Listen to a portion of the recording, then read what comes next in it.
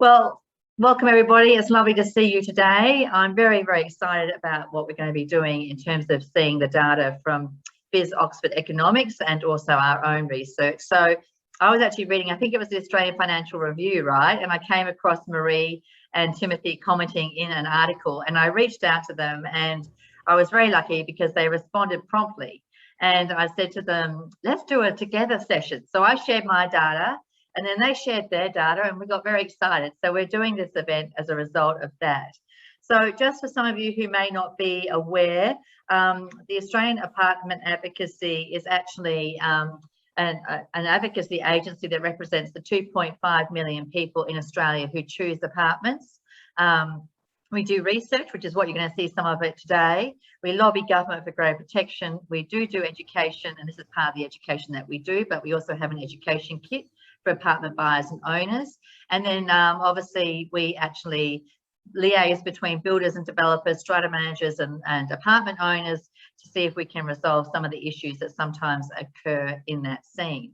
Now, I'm very pleased to say that I have got today with me Timothy Hibbert and Maree Kilroy from BIS Oxford Economics, and I also have Craig Broadbent from My Game. So he's going to be talking to us a little bit later on about some great technology that he's bringing into the marketplace. But I think without further delay, I'm going to let Timothy and Maree kick us off with this presentation, because I think you're going to find it like I did. That got my heart palpitating. I'm telling you now when I was looking at that yesterday. So. Great, thank you, Samantha.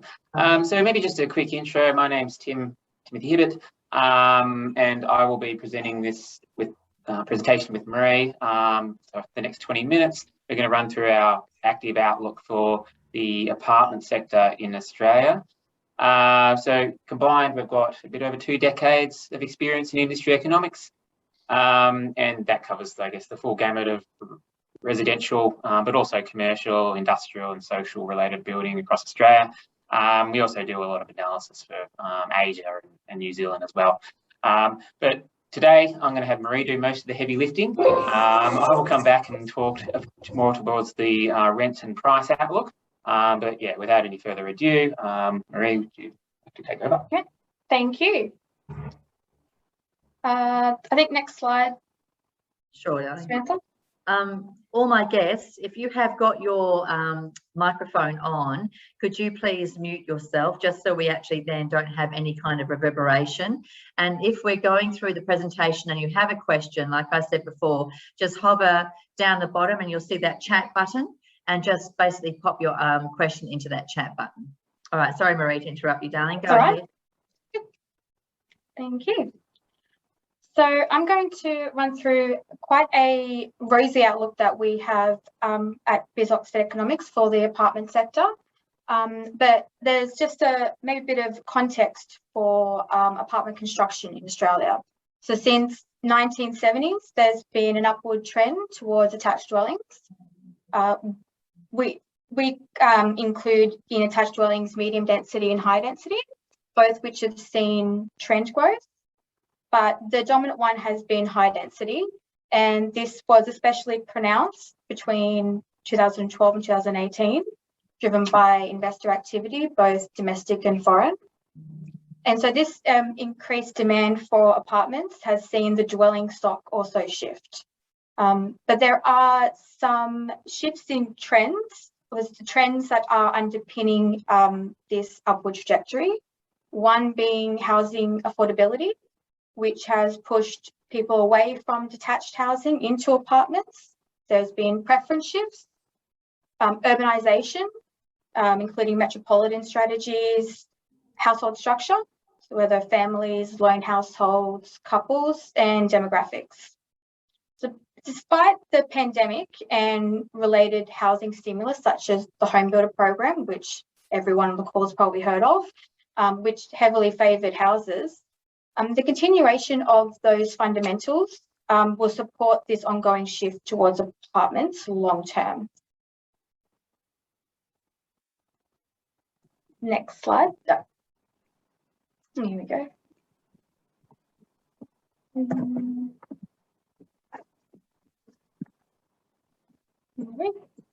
Okay. So on top of sustained low interest rates, which BIS Oxford Economics anticipates will remain low until 2023, the return of overseas migration is a significant positive for the sector. The underlying demand of apartments is made up of three main segments: young apartment dwellers, empty nesters, and students. It's the return of these overseas students next year that we anticipate will place further upward pressure on the rental market, sustaining favourable developer and buyer incentives for apartments, especially in and near those major CBD areas of Sydney and Melbourne.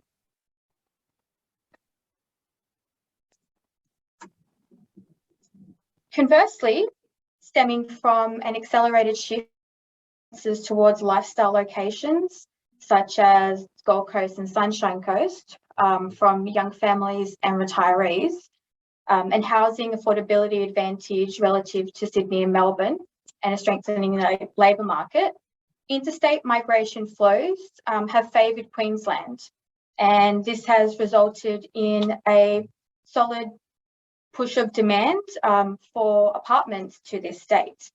We expect this internal population shift to continue, with Western Australia and South Australia also gaining to the detriment of an outflow from New South Wales and Victoria. This shift in population flows is very clear in the current rental markets across Australia. All capital cities, bar Sydney and Melbourne, are sitting in a tight rental position under 1.5%. But even the total Sydney and Melbourne pictures are a little deceiving, with the middle and outer rings of these capital cities also exhibiting tight rental markets. This tightness that we're seeing in rental markets is one reason behind the return of investors to the property market. Investor lending is up 83% on a year ago, and investors typically favour apartments.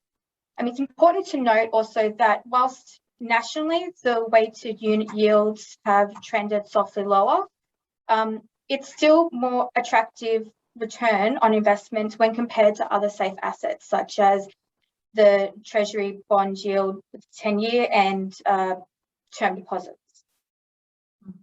Interesting. Now looking at some other factors which have underlying our rosy outlook.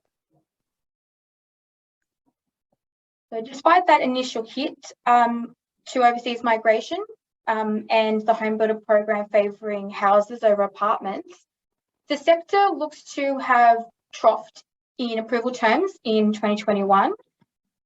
This is following years of decline, sharply declined since around 2017. So coming off a very low base earlier this year, demand for apartments has lifted, and this is especially evident in the outside of the inner city areas, which were typically dominated by that overseas student demand. So approvals in middle and outer rings of Sydney, Melbourne and Brisbane have rebounded, and apartment turnover in regional Australia has surged, reaching to an all-time high in the latest data. It's all about lifestyle, right? Yes, yes. So whilst investor demand has improved, much of the demand we're seeing currently for apartments is coming from those upgraders and those downsizers. And we know that upgrades and downsizers typically opt for a larger apartment. We've seen anecdotally that in the Gold Coast, this is especially evident. Having gained considerable wealth through the pandemic, they are expected to make up a larger share of the buying mix in this coming apartment cycle. Planning changes in some jurisdictions and that shift in buyer mix away from investors to owner occupiers is also playing through in more rooms needed. So we've seen that multiple state governments are progressing with social housing renewal programs over the next 4 years. And this pipeline of social housing is far greater than we've seen over the last decade. The largest investment of the state governments is coming from Victoria through its 5.4 billion Big Housing Build initiative. And that initiative is targeted to commence 5,000 dwellings in both financial year 22 and 23. With many of these projects expected to occur in infill areas of capital cities, it lends itself very much to that high density dwelling demand. So we've also seen the build to rent sector, while it's in its infancy in Australia, as opposed to the United States and the UK, where it's more well established, it's gaining considerable momentum. Favourable legislative and planning changes have caused the yields on offer for build to rent developments to look increasingly attractive. The hurdles of land tax and stamp duty are being reduced by several state governments, and both Queensland and the ACT have build to rent schemes in partnership with the private sector. So many international players, such as, if you've heard of a Greystar and Sentinel, we expect to continue to announce build to rent projects, which should see the build to rent apartment supply rise to a few thousand units per annum over the next 4 years, or around 5 to 7% of national apartment construction. That's a big number. Yes.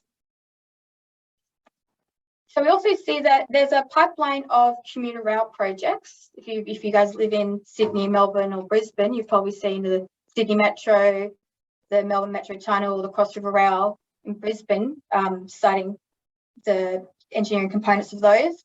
And these provide additional transport nodes in those cities. With this will come surrounding areas rezoned for high density development, and also property values and rents are likely to rise also. And this provides significant incentive for developers to push forward with those apartment developments in those areas. I was talking to Maree and I said to her, whenever anyone ever says to me, where should I buy? I say, where you see cranes, right? So yes. Don't worry about location. It's all about infrastructure. Yes, and certainly in WA with Perth, there's the focus on MetroNet, which is a major kind of like railway upgrade. So certainly if you're looking to actually kind of like invest, you kind of like want to invest before these kinds of projects start construction, wouldn't you say, Maree? Well, yeah, the earlier the better. Yes. And if you see, well, we're quite positive about Southeast Queensland. I mean, you've got the Olympics is a big key for that sector. So yeah, absolutely. So something we also look at that's a little bit left of centre is Google searches of the plan. They've actually shown a pretty good correlation with high density approvals. This is a lead that we sort of track, and it sort of gives us a little indication that there is a recovery at least for the next 8 months. So that sort of it's a periphery indicator that we sort of look at, but it is positive. Very. I love seeing a line on the graph going up. Yes, it's always good. So the combination of all the factors I've mentioned provide a pretty solid foundation, or combined, for an upturn in apartment construction. So coming off an estimated trough near 35,000, high density construction nationally is forecast to ramp up over the coming years, surpassing 50,000 dwellings by financial year 24, and all states will contribute to this. So I'll pass on to Tim, and he'll go through that price and rent side of the equation. Great, thank you, Maree. Yeah, so prices and rents. So I guess the pricing mechanism is, I guess, the glue between the demand and the supply side, both for households that are looking to enter or kind of exit the market, but also critically important for developers in terms of getting projects off the ground and making sure that, yeah, they can make their feasibility stack up as they move ahead with new developments. And yeah, so we'll kind of run through, I guess, our top level outlook here. Next slide. So what we have seen is a synchronised upswing in the property market across Australia. National house prices, I'm sure as everyone know, have skyrocketed over the past year. So I think nationally to June, we're up 21%, or close to that. Units were up by closer to 8%. So there has been a gap in performance there. Houses have really been, I guess, the real standout to date, with preference shifts and people wanting a bit more space through the pandemic. But the encouraging thing for the apartment sector is that gap is starting to close now. There's not a huge amount of differential between the growth rates that are playing through. And our expectation is that growth band will continue to narrow. And we don't have too much of a variation in that perspective by market. So yeah, there's a degree of consistency expected to play through across Australia. Go to the next slide. So affordability sees more buyers to look to units. So one of the things that's kind of panned out over the past years, that big differential and kind of price growth that's favoured houses has resulted in units being relatively more attractive in terms of affordability. If you're looking at the two series as a ratio, I think it might well be through the whole history of the series that we have back a few decades, units have never been cheaper when looking at the relativity to a house. That is ultimately going to help pull more people onto the attached dwelling side of the ledger in terms of where they live and where they invest. It starts to become more compelling in terms of that mix argument, depending on where you're looking to park your money, but also to live.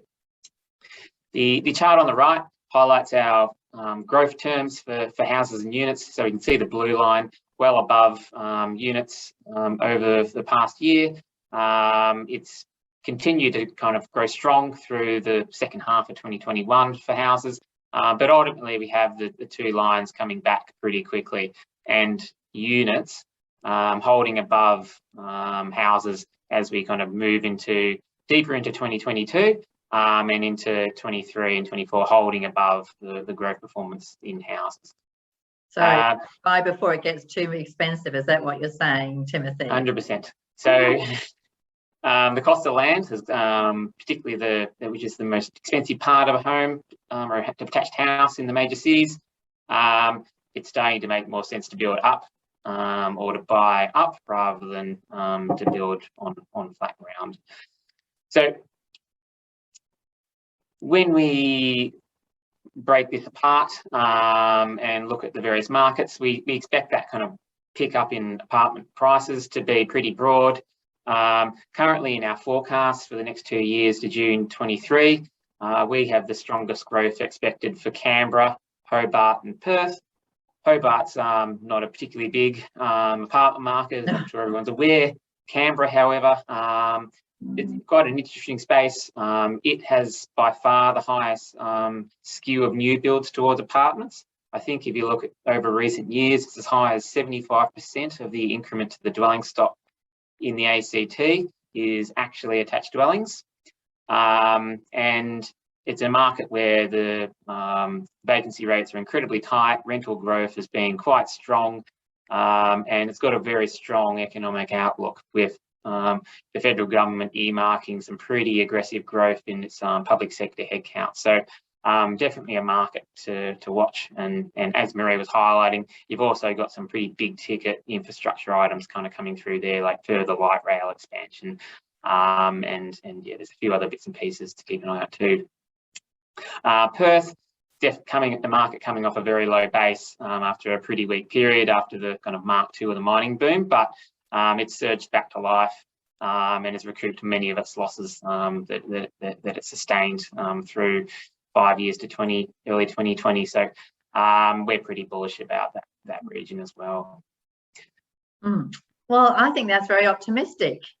Don't you think that's optimistic? I think it's great. So most of the markets are actually seeing some kind of rental kind of like growth, and certainly then also property growth, and focus on you know, what's going on with you know, kind of like the surge towards apartments. So in your combined 20 years, Maree and Timothy, have you seen this kind of market before? No, very unique. I think one thing to keep an eye on, particularly with the apartment market, is that reopening of the border. Effectively, we're going to see population growth pretty much grow at a rate of about 40 or so thousand this year. That's going to expand, if with migration returning back to trend, to a level closer to 375,000 per year.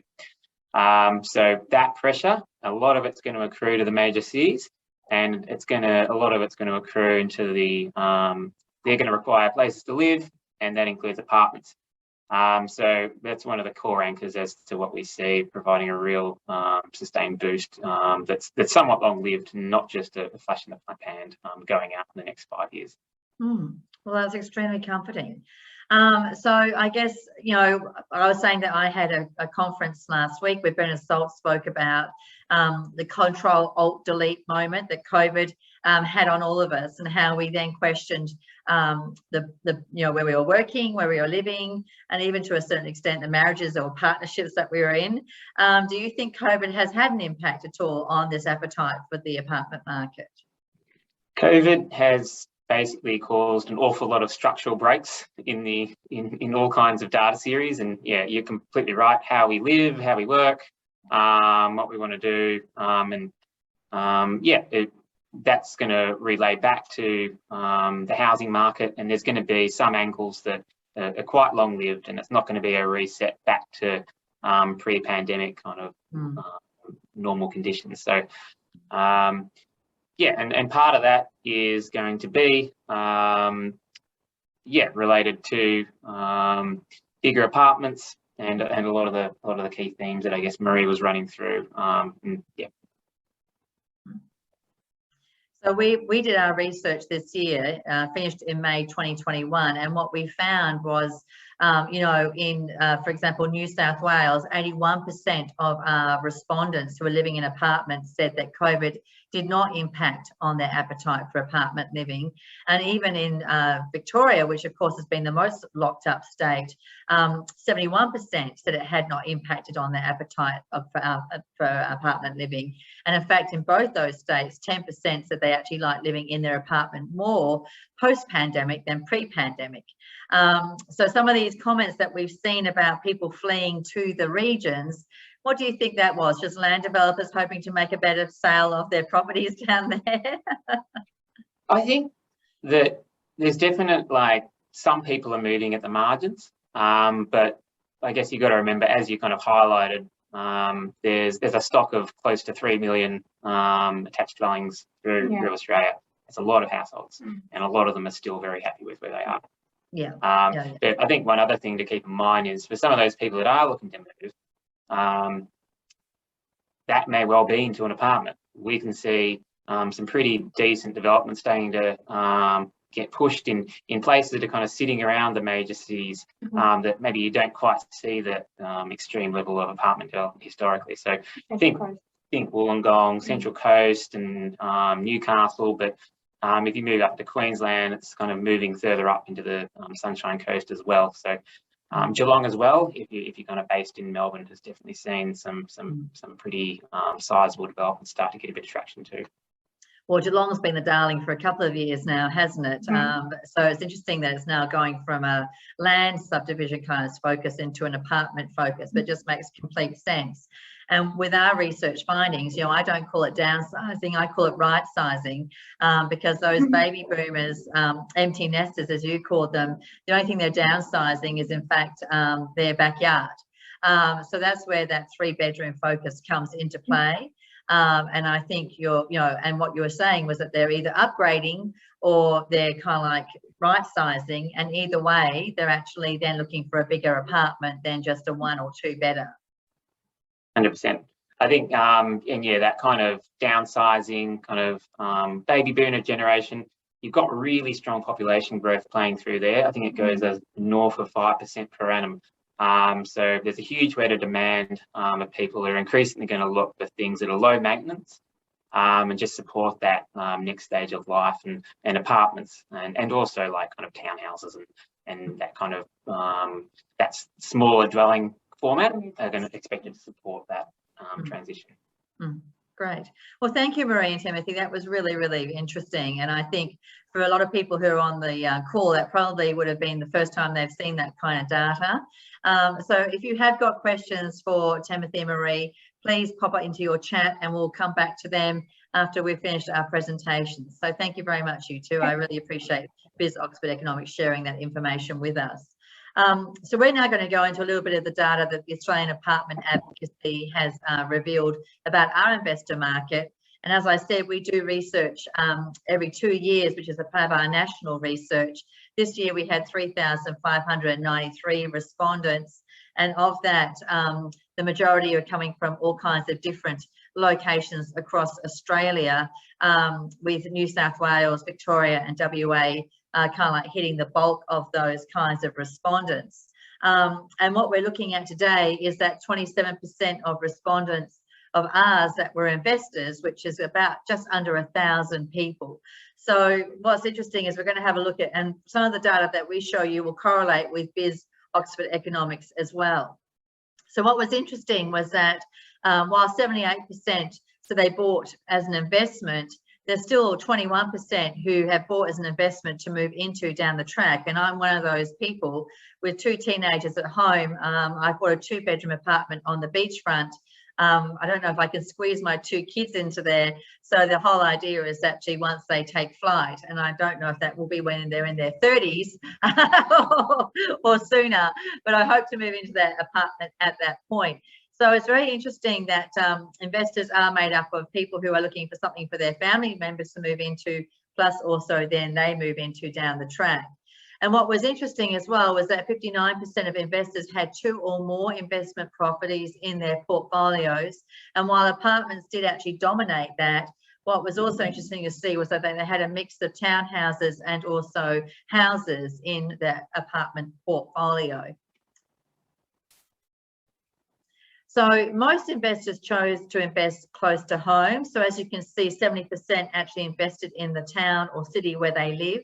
Then 30% in other cities or towns in the state in which they live. What was interesting was that Queensland had the lowest proportion of that. And basically 14% of investors into Queensland were in New South Wales. And we certainly saw that in Maree and also Timothy's slides as well. And that movement to the Gold Coast is certainly going to have another impact again on that kind of market. So what's interesting, you can see here the national average. So in terms of, if you're looking in another Australian state, New South Wales, 22% are investing outside of their state, 31% of Queenslanders, 24% of Victorians, but only 14% of WA.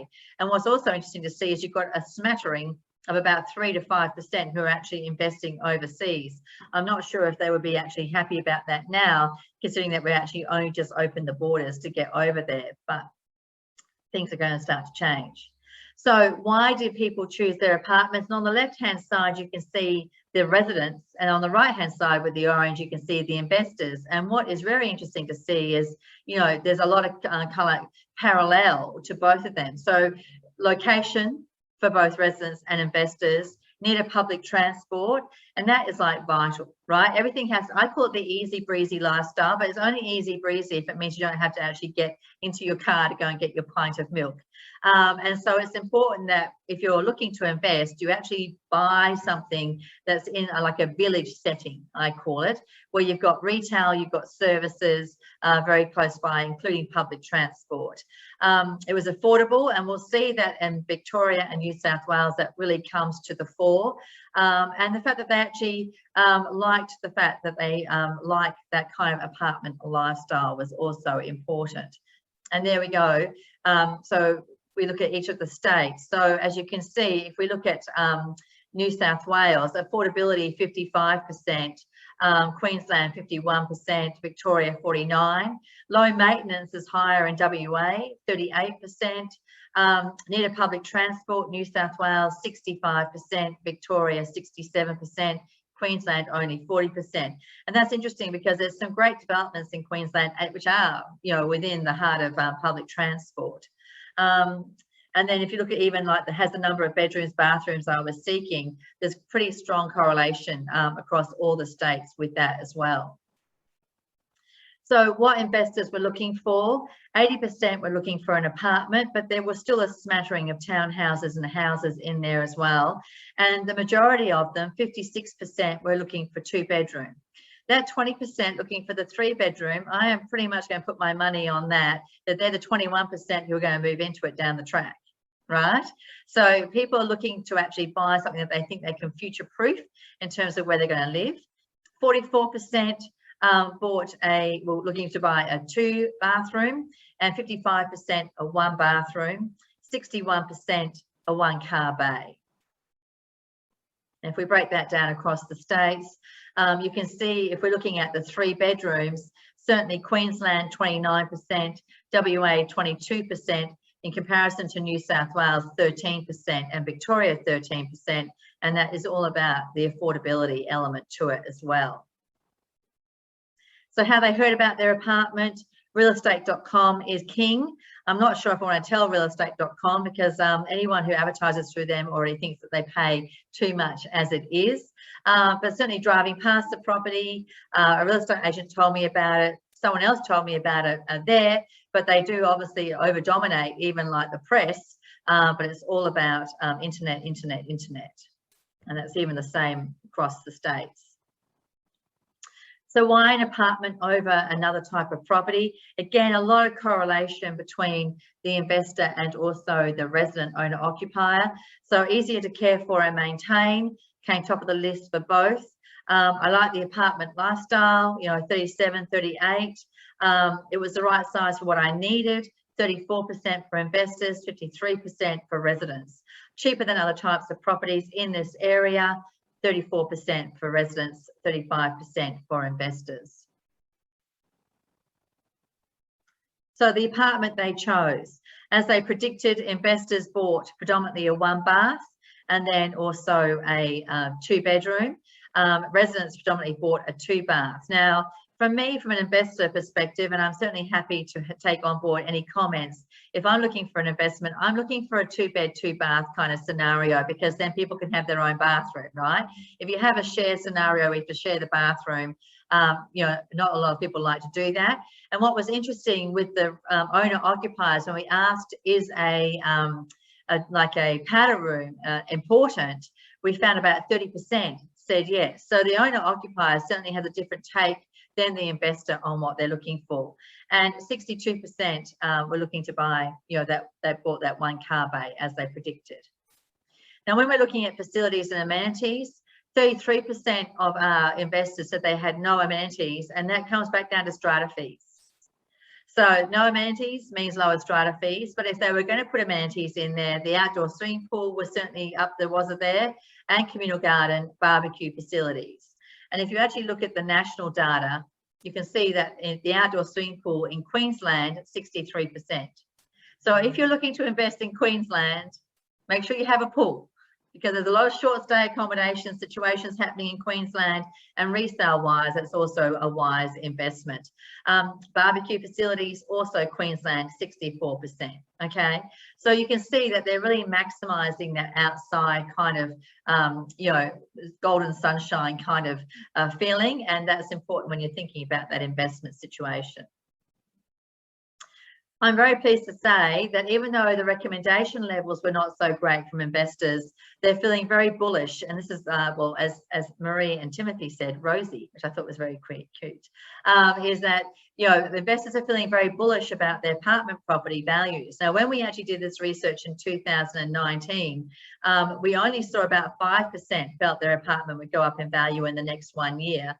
What we're seeing here in 2021 is that 39% believe their property will go up in value in the next 1 year. In 5 years' time, 73%, and in 10 years' time, 82%.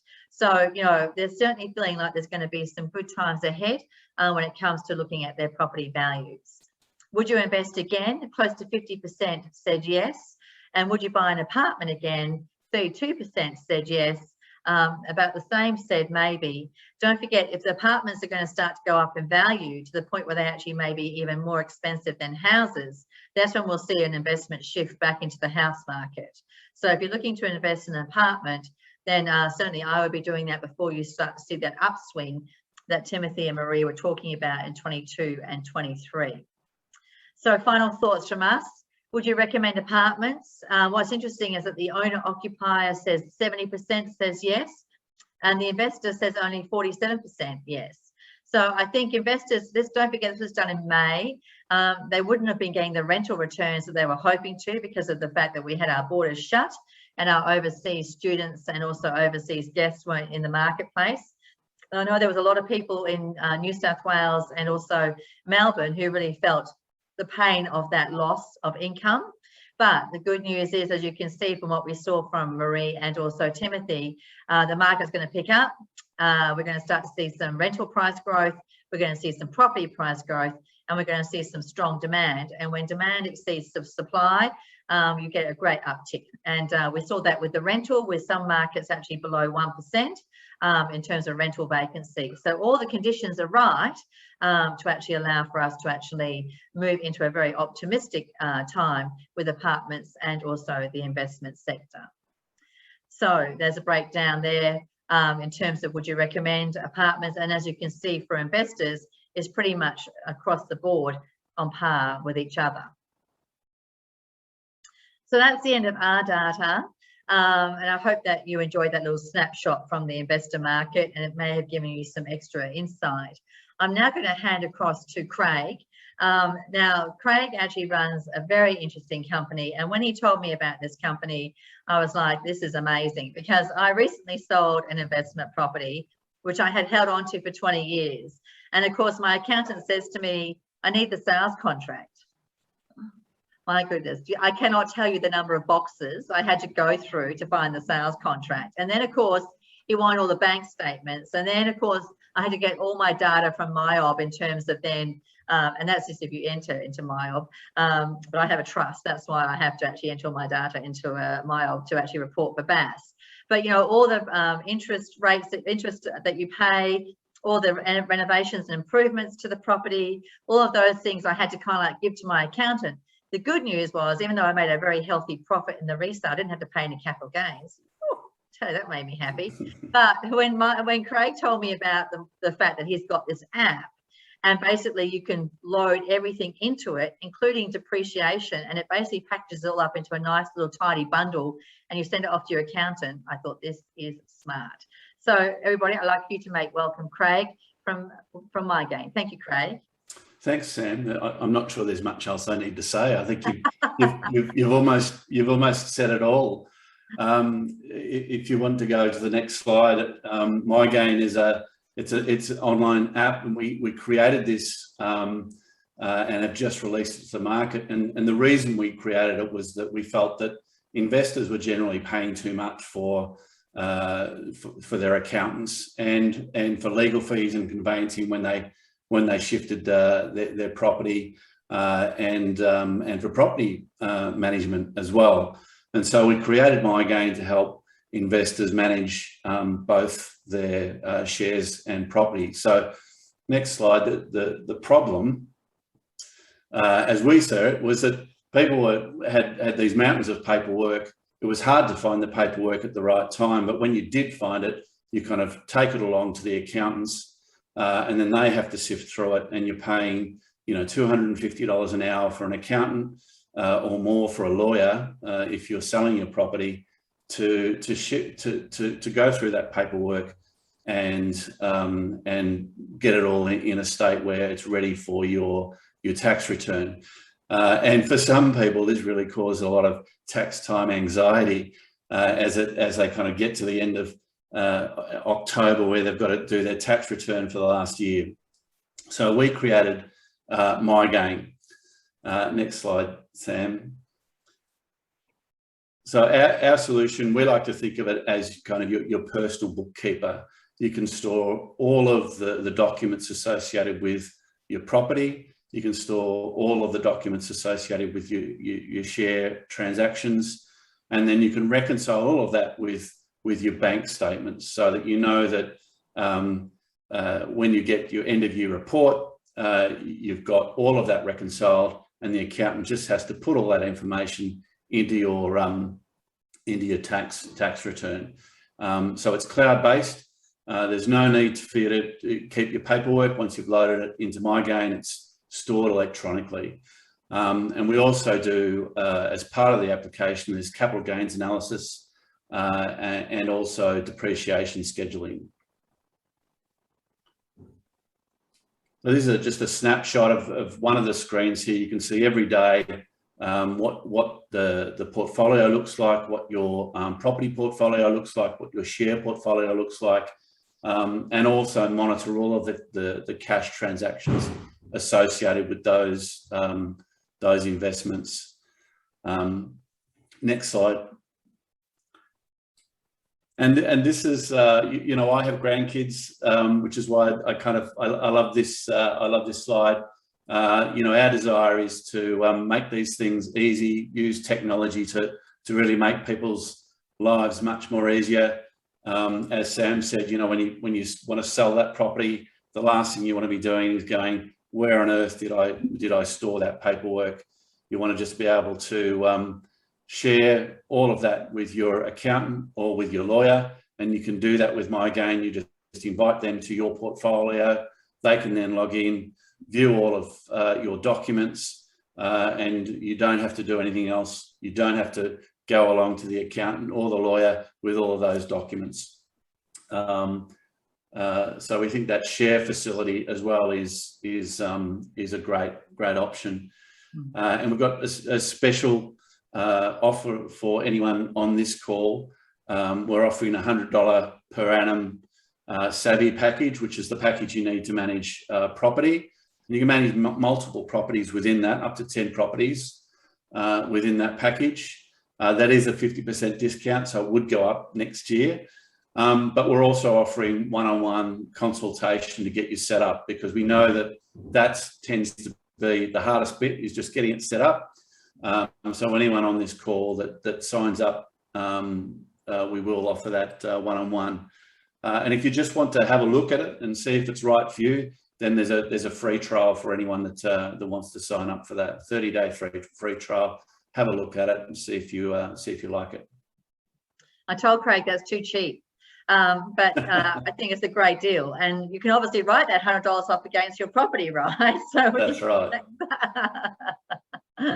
So, you know, I think as we evolve and as we move into these kinds of technologies, like, it just blows my mind away. What made you, like, what background do you have, Craig, to kind of come up with this kind of app? Have you always dealt with this kind of technology?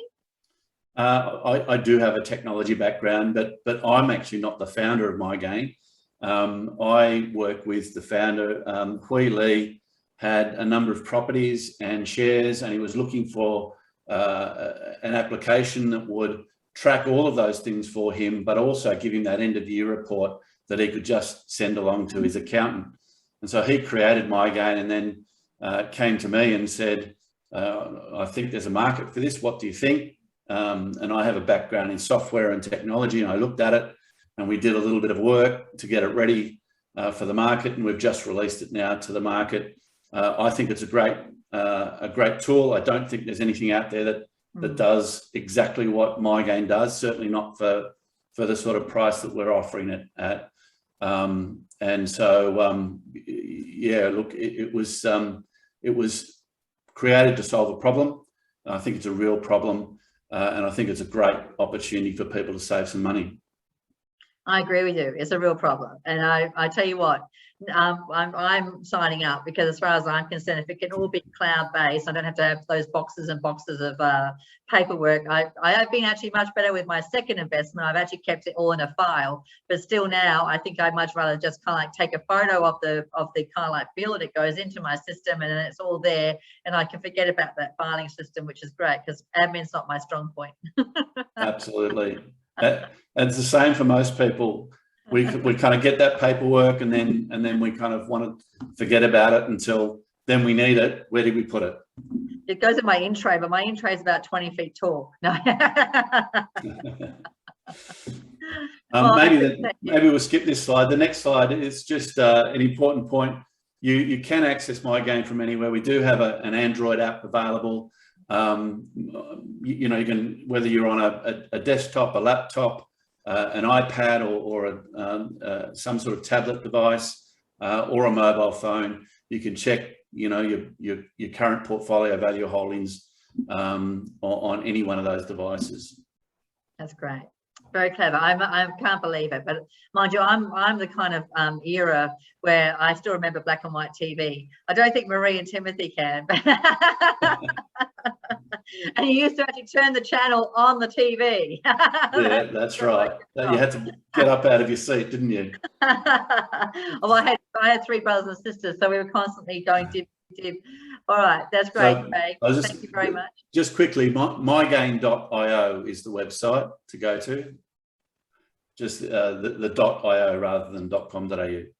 So I've actually got someone here saying, how does it compare with Recon online? Can I ask that question?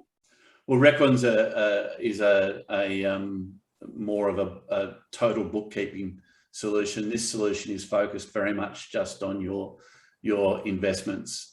And because of that, it's able to do things like depreciation schedules, which I believe Recon can also do.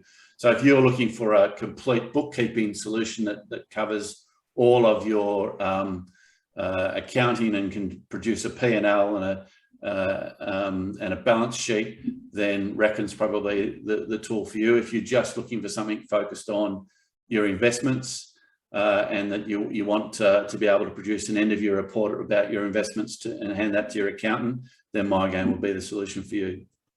All right, another question from Peter. Don't you need to have copies of the original documentation for future references, i.e. tax audits? Have you been audited, Peter? That's an awful thing to have happen, but that's a good question, I thought. So as long as you can store them digitally. I was speaking to an accountant the other day, because we're talking to them about self-managed super funds, and he said if the auditor can come along, as long as they can view those original documents, even if they are in digital form, then that's fine. They don't need to be. They don't actually need to be in paper. Great, good question, Peter. Thank you. It's always good to ask these questions online, right? Absolutely. Great, Craig. I really appreciate your time today and sharing that with us. Like I said, I think it's a very smart technology. So we're at the end of the presentation. If there's any other questions, please put them through to us now. But otherwise, I would like to thank Maree. I think, there we go. Maree, you did an awesome job, especially since you were doing all the heavy lifting. I think Timothy owes you a drink tonight. He does, yeah. But listen, I think that data was very interesting, and I was actually talking to a reporter this morning, and she rang me and said to me, what can you give me? What news story can you give me? And I said, well, if you can tune into Biz Oxford Economics this afternoon, you'll hear all the good stuff. And she said to me, I can't do that, but can you write a media release once it's written? So I might do that, Maree, and get that through to you so you can have a look at that, and we can get that good news out there. Because I think there's certainly some sectors and some states that would actually like to see some good news story out there about the apartment investor sector, because it looks like they might be like lagging a little bit, which is not so cool, right? Yeah. So thank you to Maree and Timothy from Biz Oxford Economics. I really appreciate your time. Thank you to Craig from My Game. That's I always love a bit of technology, even though I'm the most untechnology kind of person. And everybody else who's tuned in today, thank you very much for joining us. Oh, there you are, Timothy.